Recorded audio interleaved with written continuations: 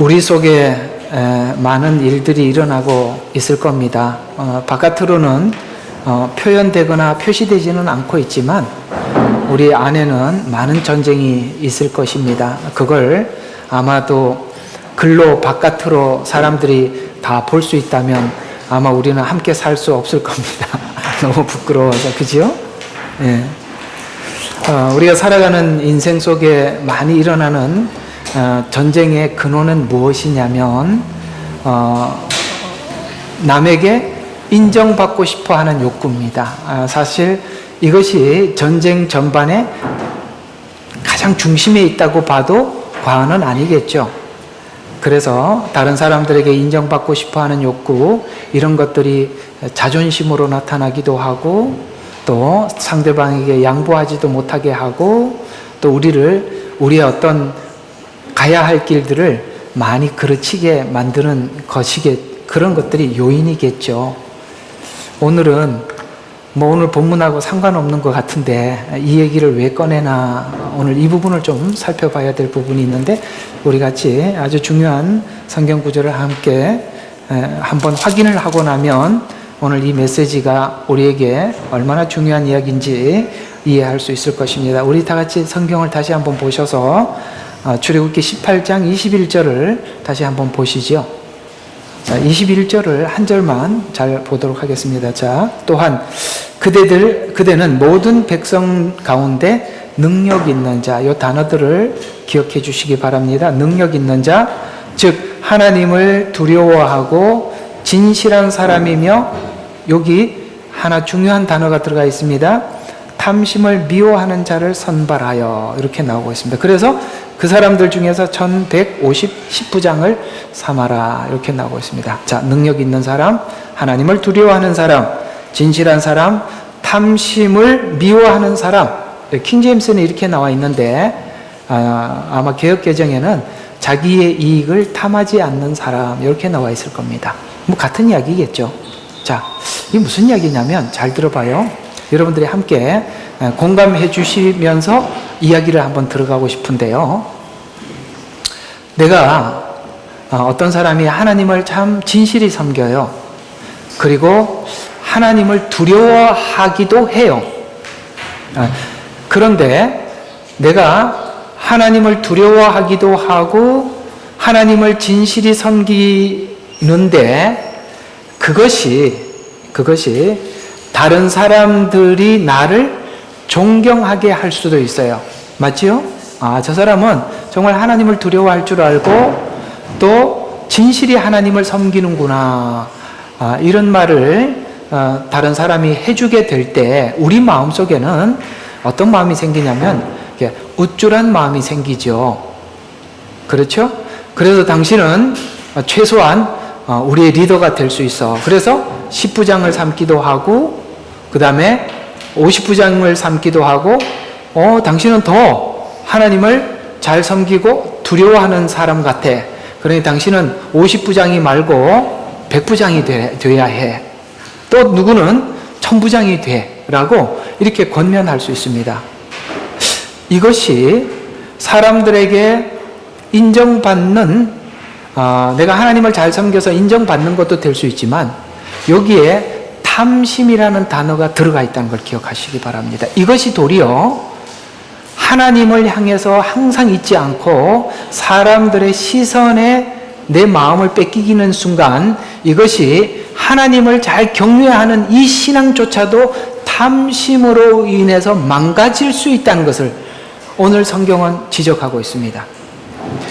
그나마 제가 볼 때는 출애굽기에 큰 문제가 생기지 않았던 가장 큰 원인은 모세가 하나님을 정말 온유함이 온 지면 위에 승하였더라라는 이런 정말 훌륭한 지도자 아래서 1000부장, 100부장, 50부장, 10부장이 있었기 때문에 그나마 그들이 반란을 일으킨다든가 큰 문제를 안 일으킨 것 같아요. 그건 제 소견입니다만, 그러나 만약에 모세조차도 이런 것들이 사람들이 하나님의 말씀을 받아오고 너무 신 같은 존재 아니겠습니까?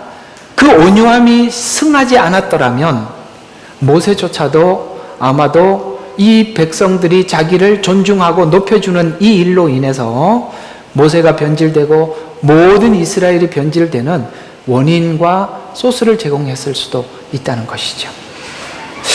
이 문제는 우리가 일평생을 살아가면서 싸워야 할 가장 큰 전쟁이며, 만약에 이 전쟁에서 여러분들이 이기고 나면 아마 여러분들이 생기고 있는, 여러분 주변에 일어나고 있는 수많은 전쟁의 80~90%는 해결될 것입니다. 거의 이 문제죠. 오늘은 이 경건한 삶을 살려고 하는데 사람들이 나를 추종해서 내 속에 탐심이 들어온, 오늘 본문대로 표현하자면 내 평생의 시험은 뭐라고요? 왕이 되고 싶어하는 욕망.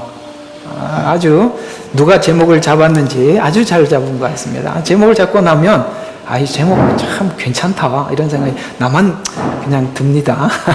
자, 그러면 재판을 하는 자리에서 내가 재판의 주체가 되면 하나님을 두려워하지 않으면 백성들이 왕이 되어달라라고 할 때 내가 왕이 되는 게 마땅하지 않겠나, 이런 생각이 든다 이 말입니다. 공감하시면 아멘. 네, 오늘 이 문제를 한번 심각하게 다뤄보고 싶습니다.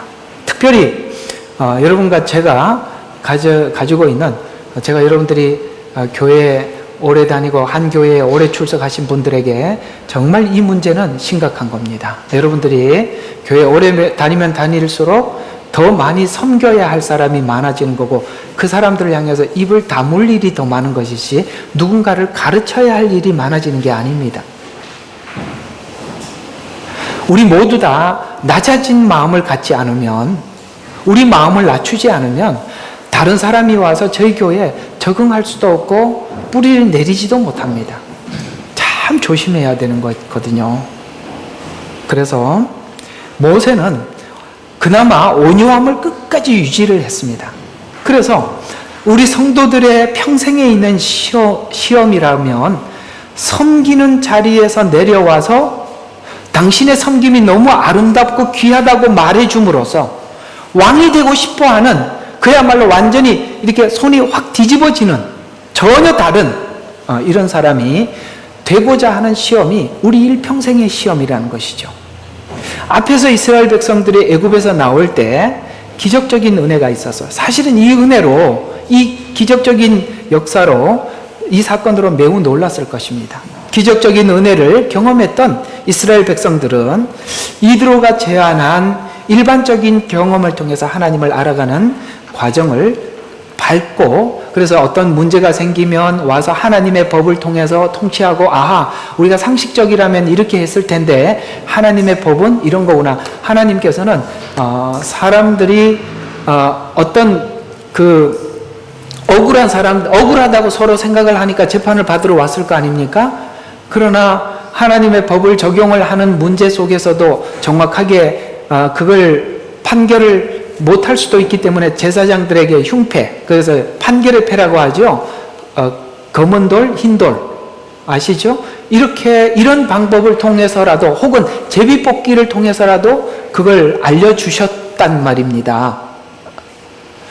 그래서 이런 걸 통해서 하나님은 이런 방식으로 통치하는구나라고 그들이 지금 계속 배워가는 과정 속에 그 중심에 누가 있어요? 천부장이 있고, 백부장이 있고, 50부장이 있고, 10부장이 있는 거죠. 가장 그 위에는 리더로 모세가 있겠죠.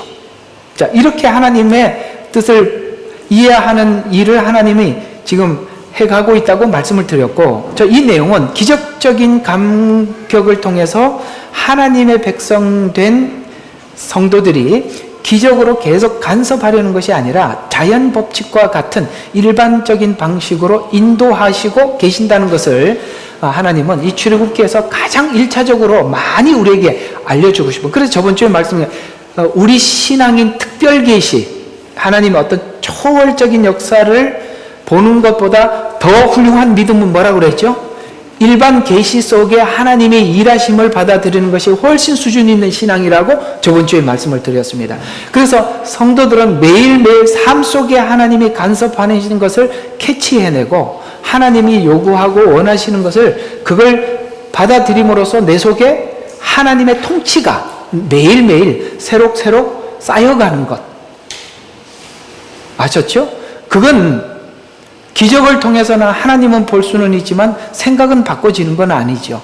생각을 바꾸는 일은 일상을 통해서 계속 해나가고 있다고 그렇게 말씀을 드렸습니다. 그래서 구원은 기적 같은 은혜로 받았지만 성화는 일상 성화를 통해서 하고 있다는 것을 지금까지 여러분들에게 계속 강조하면서 말씀을 드렸었습니다. 자, 그러면 오늘은 이제 이 일을 맡은 천부장, 백부장, 50부장, 10부장이 가지고 있는 그들이 가지고 있는 사람들이 존경을 받을 때, 인정을 받을 때 사람들에게 높아지고자 하는 이 마음, 자, 이 문제. 그래서 예수님도 바로 이 시험을 사실은 마태복음 4장에서 사단에게 받았으면서 십자가에까지 이 시험은 한 번도 물리지 않고 계속 되었다는 것을 성경은 강조하고 있습니다. 그만큼 이 시험은 집요하며 우리 생의 마지막 날까지 찾아오고 마치 십자가에서 네가 내려와서 사람들에게 여기서 내려와서 이 상황을 제압해버리고 나면 모든 백성들이 당신이 메시아라고 믿고 따를 거 아니냐. 그거 한번 해라. 그러면 다 끝날 거 아니냐. 그 유혹에, 그 고통스러운 시간에 그 유혹에 사람이 얼마나 유혹을 받겠습니까? 그러나 주님은 그걸 넘어서서 우리를 십자가에서 섬겨주셔서 우리를 구원하셨다는 거지. 우리는 바로 이 도전을 평생을 받게 되는데 누가복음 22장 24절과 27절에 이 내용을 이렇게 기록하고 있습니다. 그들 가운데 다툼이 있으니 아까 말했죠. 아까 그 10부장과 100부장과 이들에게 어떤 마음이 있을 수 있다고요? 탐심이 없는 자. 이 말은 무슨 말이죠? 탐심은 항상 우리를 공격한다는 겁니다. 그런 사람들을 세우라고 했죠. 오늘 12제자들을 세울 때 그들에게도 똑같이 그 모습이 그대로 다 드러나고 있어요. 그래서 그들 가운데 다툼이 있으니 그들 중에 누가 가장 큰 자로 여겨지는가 대해서라. 이방 나라의 왕들이 그들에게는 주권을 행사하며, 세상은 그런 원리라는 거예요. 힘을 가지고 주권을 행사한다는 말이에요. 또 그들에게 권력을 행하는 자들은 공로자라고, 그래서 공로자라고 생각해서 그들에게 권세를 주고 뭐죠? 다스리는 통치권을 사람들이 준다 이 말이에요. 세상 방식은 그렇다 이 말입니다. 세상은 힘으로 다스리는, 그러나 너희는 그렇게 되지 말고, 이건 하나님의 통치는 그런 식으로 되는 게 아니라 이 말이죠. 그렇게 되지 말고 너희 중에 큰 자는 더 작은 자가 되어. 아멘. 교회 오래 다니고 예수 믿은 지 오래되고 직분이 하나님 앞에 직분을 맡았으면 도리어 어떤 사람이 되라고요? 작은 자가 되라 이 말이에요. 이게 하나님의 통치의 원리라 이 말이에요. 세상 통치 원리는 다르다 이 말이에요. 그래서 다스리는 자는 섬기는 자가 되라. 아멘. 바로 이게 우리가 싸워야 될 전쟁이라 이 말이에요. 그래서 섬기는 자 중에서 누가 더 큰 자냐? 앉아서 먹는 자가 아니냐? 그러나 나는 섬기는 자로 너희 가운데 있느니라. 아멘. 주님은 평생 섬기는 자로 우리 앞에 있었지 우리에게 군림하지 않았어요. 이게 바로 저와 여러분이 싸워야 될 도전이고, 사단은 우리 인간이 이 부분이 가장 약점이라는 걸 알기 때문에 그걸 치고 들어오는 거예요. 그래서 우리가 누군가가 여러분들에게 칭찬을 할 때는 감사합니다 라고 받고 그 자리에서 버리셔야 돼요. 남겨두지 마세요. 아이고 그거는 좀 너무 아닌 것 같고요. 그냥 그랬으면 감사합니다 하세요. 그리고 마음으로 딱 버리십시오 그 자리에. 그러면 되는 거예요. 감사합니다 은혜 받았습니다 해서 민망하잖아요 듣는 사람이. 아이고 저 같은 버러지 같은 놈이 그런 얘기 할 거는 없습니다. 무슨 버러지예요. 그거는 너무 자기를 속이는 것 같아요. 그건 고맙다고 인사하시고, 그건 마음에도 저 사람이 나를 그래 우쭐함이 쑥 들어오지 않도록 조의하라 이 말입니다. 그래서 섬기는 자가 하나님 나라를 다스린다. 섬기는 것이 무엇인지 너희는 나하고 함께 살면서 이걸 가르쳐 줬다는 거예요. 아시겠습니까? 제자들이 왜 남달랐을까요? 이걸 배웠기 때문에 남다른 겁니다. 기적은 누구나 행할 수는 있지만 섬기는 거는요 살면서 배우는 거거든요. 그래서 누가복음 22장 28절과 30절에 보면 너희는 내가 겪은 시험에 나와 함께 있던 자리라. 뭐냐면은 예수님이 사람들이 추종해서 왕을 삼으려고 할 때 어떻게 대처했는지 예수님을 봤다 이 말이에요. 이걸 본 것이 가장 너무나도 큰 걸 본 거라요. 기적을 본 것보다 사람들이 왕 삼으려고 했을 때 예수님이 어떻게 반응했는지 그걸 보여준 거, 이게 진짜 큰 거였다 이 말입니다. 내 아버지께서 나에게 왕국을 맡기신 것 같이 나도 너희에게 맡겨. 그래야 이 일을 맡길 수 있다 이 말이에요. 그래서 너희가 나의 왕국에서 내 식탁에서 먹고 마시며 또 보좌에 앉아서 결국엔 뭔가 하나님이 이렇게 사는 자를 하나님 나라에서 높여주셔서 이스라엘의 12지파를 심판하시리라고 하시더라. 아시겠습니까? 하나님 나라는 세상 나라와 법칙 자체가 다르다 이 말이에요. 그래서 이 말씀은 예수님이 예루살렘으로 오신 이유는 십자가에 죽으시기 위해서 오셨는데 이스라엘 백성은 왕이 입성하는 줄 알고 그야말로 메시아가 입성하는 줄 알고 종려나무를 흔들면서 환영했었어요. 예루살렘에 사는 백성들은 힘과 능력으로 오실 구원자라고 생각하여 예수님을 환영했으며 제자들도 이런 기대 속에서 만찬에 참여했었어요. 와! 이제는 하나님 나라의 힘과 능력으로 임했다. 주님은 섬기는 자로 왔는데 지금 그렇게 오해를 하다 보니까 바로 이 부분에 우리가 오해를 넘어서야 되는 거예요. 여러분이 뭐가 잘나서 하나님이 말씀을 열어주시고 남다르게 뭔가를 이렇게 그게 아니라 이 말이에요. 이걸 가지고 뭘 하려고 하는지 그 뒤에서 설명해 드릴게요. 뭘 하려고 이렇게 은혜를 주셨는지. 그래서 이런 기대 속에서 하나님을 바라보게 되면 다툼만 일어난다 이 말입니다. 다툼만. 누가 더 세냐? 누가 더 하나님 말씀 더 깊이 깨달았냐? 한번 맞춰보자, 대보자. 여러분 이게 얼마나 유치한 장난입니까? 그래서 하나님 나라는 제자들의 기대와 다르게 섬기는 나라인데 내가 너희들을 12지파를 다스리는 것으로 보상해 주실 것이다 라고 말씀하시면서 왕 삼으려는 시험을 극복해야 섬기는 자가 될 거라고 말씀하시면서 누가복음 아까 말씀드린 내가 겪은 시험에 나와 함께 했던 자들이라는 이 단서를 붙여서 나와 함께 받은 시험이 예수님 공생애 통해서 받은 시험이 무엇인가? 그것은 사람들이 우리의 영혼을 구원을 할 메시아가 아니라 정치적 메시아로 모시려고 하는 것이 가장 큰 시험이었다 이 말입니다. 왜 지금 사람들이 어떤 강력해 보이는 리더 앞에 굴복하는지 아십니까? 바로 이거예요. 리더십을 카리스마니 뭐 리더십이니 이런 교육을 하는데 그건 진짜 우스운 이야기입니다. 성도들이 당신 교회에 붙어 있게 하기 위해서는 당신이 카리스마가 있어야 되고 아주 강한 리더가 돼 보이면 사람들 그 밑에서 짓눌려서 그래서 이렇게 짓누르라는 거 이런 식으로 자꾸 리더를 가르치는 거예요. 아닙니다. 하나님 나라는 보이지 않게 섬기는 겁니다. 그 사람들이 믿음이 자라도록 내가 말을 어디까지 해야 되면 말을 해야 되는가 말아야 되는가 이것까지도 고민을 해봐야 하는 섬기는 리더십, 그거는 보이지는 않지만 그것이 그 영혼들을 살리고 일으킨다 이 말입니다.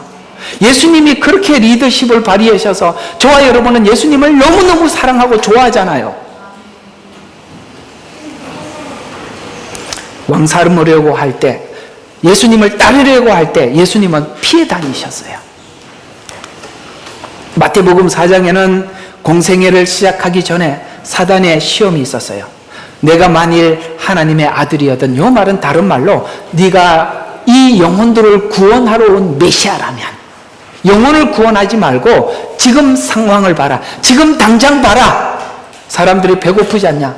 떡 만들어줘봐. 너 다 따라올 거야. 성전 꼭대기에서 뛰어내리는 기적을 보여줘봐. 와, 우리 기다리던 메시아 왔다고 다 달려올 거 아니냐. 그렇게 해서 정치적인 왕이 되라는 거예요. 그래서 예수님은 인류의 정치적 구원자가 아니라 죄와 사망에서 건져내는 것이 메시아 사역이기 때문에 예수님이 십자가에 죽을 때도 죽지 말라! 그리 마소서! 베드로가 외치고 네가 하나님의 아들이면 내려와라, 와봐라. 죽지 말라고 하는 거예요. 죽어야 되는 거예요. 죽어야 섬기는 건데. 그렇죠? 우리가 남 섬기려면 죽어야 섬깁니다. 죽은 놈은요, 죽은 놈은, 놈이라 그래도 아무 상관없어요. 죽었으니까. 그러니까 죽은 놈은 욕을 해도 아무 반응이 없고 발로 차도 아무 반응이 없어요. 자존심도 죽었고 다 죽었습니다. 그래서 죽지 말라. 우리 왕이 되라. 살아서 이 사역을 감당해야. 그래서 우리가 자꾸 하나님 앞에 구하는 거예요. 저 세게 해주세요. 저를 높여주세요. 돈 많이 주세요. 제가 한번 힘있게, 저게 힘만 실어주시면 제가 하나님이 뭘 원하는지 아시니까 제가 마음을 시원하게 해주겠습니다. 아이고야, 하지 마세요. 네? 그냥 우리는 섬기는 일만 하세요. 큰 일은 하나님이 다 하세요. 인간이 얼마나 약하고 얼마나 변질이 잘 되는지 알지 않습니까? 한번 두 사람을 놓고 한번 생각해 봐요. 여러분들을 늘 칭찬해 주는 사람과 여러분들에게 늘 지적하고 비난하는 사람, 그 비난하는 사람의 말이 아무리 옳아도 이 칭찬해 주는 사람이 누가 봐도 문제가 있어도 우리는 마음이 그쪽으로 간다고요. 우리는 우리 감정을 냉정하고 공의롭게 다스릴 능력이 없는 사람들이에요. 죽지 말라, 왕이 되라, 살아서 이 사역을 감당해달라라고 여러분들 막 축켜 세워주면 얼마나 마음이 움직이겠어요. 예수님은 십자가에 죽으셔야 되는 고난을 당하셔야 되는데 사람들이 이렇게 막 와서 인기가 쭉 올라가는데 예수님이 그들 앞에 서서 그래 나 기다렸지? 네가 사람 알아보는구나 이렇게 하지 않고 어떻게 했습니까? 피해 가셨다 이 말이에요. 이게 너무나도 중요한 이야기입니다. 피해 간다는 거. 십자가에 달리셨을 때도 내가 남은 구원하면서 내 자신은 구원하지 못하느냐 외쳤습니다. 하면서 이 시험이 계속되면서 이 시험에 결단하고 행동할 때까지, 십자가에서 죽어서 행동할 때까지 계속 이어진다는 거예요. 그 결단으로 끝나는 게 아니라 그걸 행동할 때도 거기에서 너무너무 신음하는 그 십자가 위에서도 이 시험은 계속되더라 이 말이에요. 그 순간 클라이막스 아닙니까? 탁 뛰어내려오고 싶지, 이러고 싶지 않습니까? 내가 가만히 있으니까, 내가 이렇게 말도 안 하고 가만히 있으니까 물러보냐? 그러면서 물러보냐? 알아들으시죠? 예. 그러면서 뛰어내리고 싶은 마음이 왜 안 들겠습니까? 그래서 이 시험과 질문은 지금 신자가 하나님께 하고 있는 질문인데, 하나님이 나를 사랑하셨다는 것을 내가 그 사랑을 받은 사람이라면 지금 사랑받고 있는 것을 보여달라는 거예요. 이게 잘못됐다 이 말이에요. 여러분, 안 보여줘도 하나님은 2000년 전에 충분히 확인토록 해주셨어요. 그것만 충분한 거예요. 뭘 또? 네, 됐지 않습니까? 이 시험과 질문을 이런 방식으로 소개하고 있는데, 하나님의 은혜로 고백한 신앙 고백 이후에도 주는 그리스도요, 마태복음 16장 16절에 주는 그리스도요 살아계신 하나님의 아들입니다. 음부의 권세가 이기지 못할 교회를 세울 것이라는 약속을 받고 천국 열쇠까지 받았지만 이 고백 이후에 세워진 교회는 어떻게 해야 돼요? 예수님이 죽어야 세워지고 사도들도 죽어야 세워지고 지금 이 교회도 여러분과 제가 죽어야 세워지는 교회입니다. 아시겠습니까? 이게 하나님 나라 원리예요. 이 시험은 신자에게 매우 놀라운 시험입니다. 죽어서 세우고 죽어야 유지되는 교회가 음부의 권세가 이기지 못할 만큼 강한 교회가 된다 이 말입니다. 아멘. 살아있는 사람이 많이 모인 교회가 음부의 권세가 판치는 교회가 되는 거고, 죽을 사람이 여기가 그리스도 안에서 죽은 사람이 많은 교회가 음부의 권세가 뭐죠? 띵동하고 문도 못 두드리는 거예요. 아시겠습니까? 여기는 노크도 못하는 곳입니다. 섬기는 자가 많은 교회, 낮아진 자가 많은 교회, 이 교회가 바로 영적으로 건강하고 하나님이 역사하시는 교회. 그래서 정말 그러한 질문들이 이런 것을 이해하기 위해서는 교회는 절대 내가 무슨 운영을 잘하고 리더를 잘하는 어떤 이런 정치적 결과물이 아니라는 것, 영적인 결과라는 것을 이해해야 되는 거예요.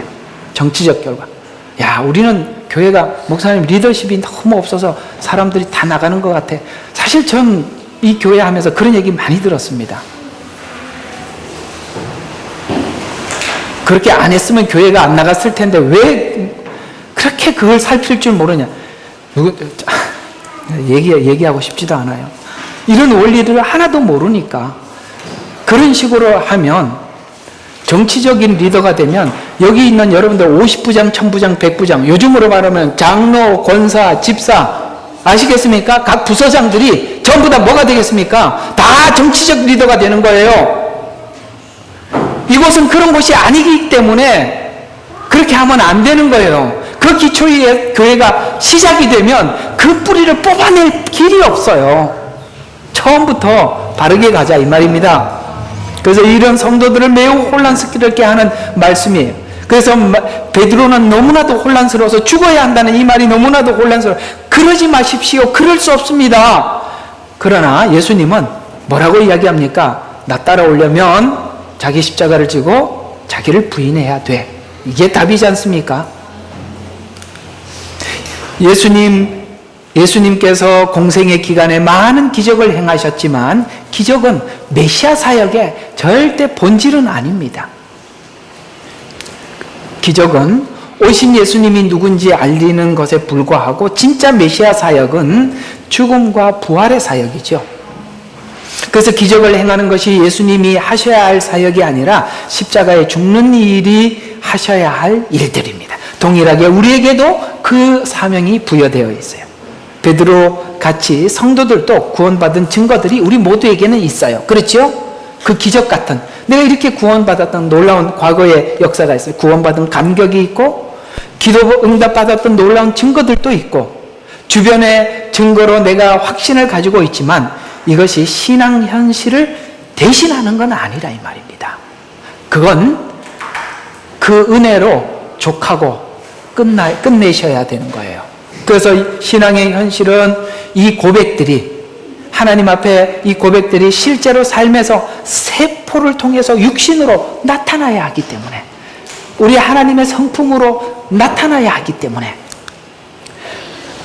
증거받은 것과 이 증거받은 것을 첫 번째 구원받았을 때 있었던 은혜들이죠. 또 가야 할 길이 다른 것 같이 아시겠습니까? 그 일이 계속 우리 인생 속에 연속적으로 나타나요. 매일 황홀하고 감격적이고 이렇지 않다 이 말입니다. 가야 할 길이 다른 것 같이 또 고백한 것과 사는 것이 다른 일 같이 광야에서도 계속 홍해에 물이 갈라진 것 같은 기적이 일어나면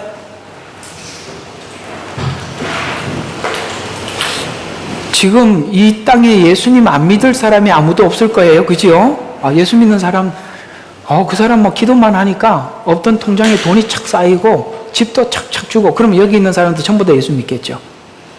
그런 사람들이 천국에 가면 욕심쟁이만 갈 겁니다. 아시겠죠? 욕심쟁이들만 천국 가 있을 겁니다. 내가 하나님 사랑받는 것을 자로 믿음으로 살아가고 있지만 그 받은 사랑이 기적의 인생으로 살 수는 없는가? 받은 사랑을 하나님은 이렇게 증명해달라고 우리에게 말씀하고 있어요. 자, 질그릇을 깨트리는 거예요. 그래서 사는 현실은 깨지는 삶이야. 맞죠? 깨트려. 그래서 하나님은 뭐라고 말하냐면 너를 깨트려서 네 속에 있는 걸 사람들에게 좀 보여줘. 이게 하나님이 우리를 부르신 부르심이 성품의 변화입니다. 자, 고린도후서 4장 7절에 보면 우리가 이 보물을 질그릇에 가졌으니 질그릇은 육체입니다. 이는 그의 능력의 탁월하심이 하나님께 있는 것이지 내가 사람들에게 막 환난을 당하고 막 박해를 당하고 이렇게 내던져지고 멸망을 당해도 내가 멀쩡한 것이 이것은 이 능력의 탁월함이 내 능력이 아니라 하나님께 있는 것을 보여주라고 하나님이 자꾸 깨트리는 거예요. 그러니까 믿음이 좋으면 좋을수록 무슨 일이 생긴다? 내가 깨질 일이 많이 생겨요. 자존심 상할 일도. 근데 자존심 상했는데도 사람들이 이 정도면은 폭발을 하고 이 정도면 수류탄을 던지고 그 다음에 폭탄을 날려야 되는데 가만히 있어. 야, 쟤는 이상하다. 정신이 나갔나? 이런 생각이 들죠. 정신이 나간 게 아니라 멀쩡한데 그런단 말이죠. 이거 하나님 나라의 다름 바로 이거예요. 그래서 질그릇을 깨뜨려 보배를 보이시려고. 그래서 8절에 보면 고난을 당했지만 괴로워하지 않고, 그 다음에 당혹스러운 일을 만나도 절망하지 않는 보배, 박해를 받아도 버림받지 않는 보배, 내던져져도 멸망하지 않는 보배를 보이기 위해서 지금 우리의 삶에는 계속 깨트리고 있는 거예요. 믿는 성도들은 보배를 내 속에 가지고 있지, 우리 자신은 보배가 아니라고 질그릇일 뿐이라고 말해주고 있습니다. 질그릇이 보배로 바뀌지는 않아요. 하나님은 보배를 자랑하려고 질그릇을 깨는 인생을 살게 할 뿐이죠. 이것이 바로 신자의 고민이고 고통이고 의문인데, 원래 인간은 거룩한 삶에 대해서 본능적으로 거부하는 성품을 가지고 있기 때문에 그렇습니다. 이 거부하는 성품을 내 속에 담는 일. 누구나 거룩한 삶을 본능적으로 거부하지만 하나님은 성도들에게 받은 은혜를 드러내게 하며 거룩한 삶을 살도록 만들어가고 있어요. 그리고 드러내시며 하나님은 세상에 자랑하고 싶어요. 그래서 하나님이 항상 자기 명함에다가 요걸 써갖고 나는 야곱의 하나님이다. 나는 야곱을 사랑했다. 야곱의 일생을 보면 사랑할 게 하나도 없어요. 사실은 야곱은 평생 하나님 속을 썩였던 사람이죠. 그런데 그 변하지 않을 것 같은 야곱이 바뀌어서 사람들에게 봐라, 나 야곱을 이렇게 바꾼 사람이야 라고 하나님은 자랑하고 싶은 거예요. 하나님은 여러분과 관계된 어떤 트러블이 있는 사람들에게 뭘 자랑하고 싶을까요? 예수 믿었더니 이렇게 달라졌구나라는 걸 보여주고 싶은 거예요. 그걸 자랑하고 싶어요. 이건 하나님께 영광이고 기쁨인 거예요. 이걸로 하나님께 영광을 돌리고 이걸로 기쁨을 삼으셔야죠. 이게 우리에게 받은 축복입니다. 광야의 훈련과 신자들의 인생의 목적은 십자가를 지고 자기를 부인하는 자리로 가게 하는 것인데, 믿음이 삶이 되어야 하기 때문에 자존심을 포기하게 되고 자기를 부인하게 하며 스스로 자기 십자가를 지도록 훈련하고 계십니다. 자존심을 포기하면 어떤 상황에서도 우리는 죽지 않고 살아날 것입니다. 예수님은 자존심 상하고 모욕적인 일을 당했습니다. 그것을 당했지만 십자가를 끝까지 질 수 있었던 것은 자존심을 내려놓았기 때문에 왕 삼으려는 것을 포기하지 않고 자기의 능력을 동원하지 않아 하나님 나라의 왕이 될 수 있었고 구원자가 될 수 있었던 것입니다. 세상 사람들은 자존심을 빼앗으면 모든 것을 빼앗기기 때문에 죽습니다. 자존심을 빼앗기고 모욕을 당하면 죽을 만큼, 죽고 싶을 만큼 괴로운 거예요. 그러나 성도는 여기서 살아납니다. 이것이 목적하여 광야를 데리고 나온 것이, 이것을 목적해서 광야에 데리고 나온 것입니다. 광야의 훈련이 애굽에서 나은 것보다 더 힘든 실험이죠. 거기서 받았던 고통보다 더 힘든 시간들일 것입니다. 앞에 일이 초월적인 상태에서 일어났다고 해서 자연 질서 속에 훈련시킬 때 하나님이 덜 간섭하고 있다고 생각하는 것은 하나님은 오게 하는 겁니다. 이 일을 위해서, 우리 자존심을 내려놓고 정말 그리스도의 영광을 우리 속에 담는 이 일을 위해서 주님은 십자가에서 우리를 위해서 신음하며 고통했던 것처럼 오늘 성령님도 우리 속에서 탄식하며 하나님께 기도하는, 정말 하나님은 열심과 최선을 다해서 이 일을 우리 인생 속에, 일상 속에서 하고 있음을 인정하시기를 바랍니다.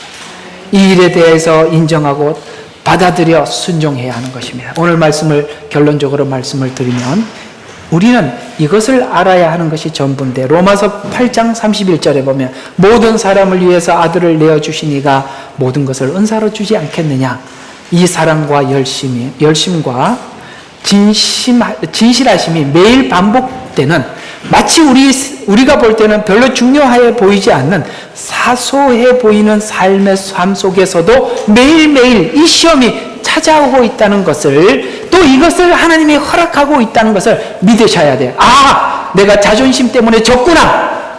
내가 이걸 죽여서 살았구나. 이걸 늘 비교해 보면서 여러분의 실패 속에서도 회개하고 승리 속에서 하나님 감사합니다. 영광을 돌릴 수 있는 이것이 사소해 보이는 일 속에서도 여러분에게 매일매일 일어나고 있다는 것을 인정하셔야 돼요. 하루라는 날 동안 얼마나 많은 은혜 속에 자라고 크는가, 이것이 신자된 인생의 기대와 자랑거리들이죠. 이 시험을 극복하면서 매일매일 우리는 매일매일 조금씩 매일매일 변하지요. 그런 것처럼 우리는 매일매일 조금씩 달라지고 있는 것 같아요. 아마도 시간이 많이 지나면 훌륭한, 하나님이 보실 때 정말 아름다운 딸로 변해 있을 것입니다. 기도하겠습니다. 아버지